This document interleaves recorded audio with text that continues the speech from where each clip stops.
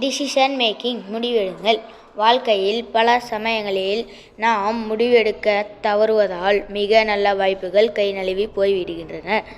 முடிவு எடுக்க திணறுவதால் பல சிக்கல்களிலும் மாட்டிக்கொள்ள நேரிடுகிறது. ஆனால் சரியான சந்தர்ப்பங்களில் எடுக்கப்படும் சரியான முடிவுகள் மிகச்சிறந்த பலன்களை தந்திருக்கின்றன. முதலில் முடிவெடுக்க முடியாமல் போவதற்கான காரணங்களை ஆராயுங்கள். பயம், சோம்பல், தள்ளி போடுதல், துணிச்சலின்மை, நம்பிக்கையின்மை என்ற பல காரணங்கள் உங்களுக்கு முன்னே வந்து நிற்கும். அவற்றை உதறி தள்ளுங்கள். சரியான நேரத்தில் சரியான முடிவுகளை எடுக்க பழகிக் கொள்ளுங்கள். அவை பல சமயங்களில் தவறாக போனால் கூட கவலைப்படாதீர்கள்.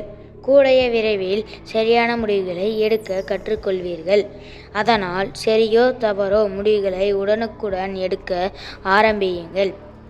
அப்போதுதான் வெற்றிகரமான மனிதராக நீங்கள் விளங்க முடியும்.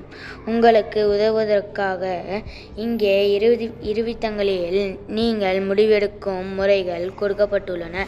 உண்மைகளின் அடிப்படையில், உணர்வுகளின் அடிப்படையில், சூழ்நிலைக்கு தகுந்தாற்போல் நீங்கள் முடிவெடுக்க வேண்டியதுதான்.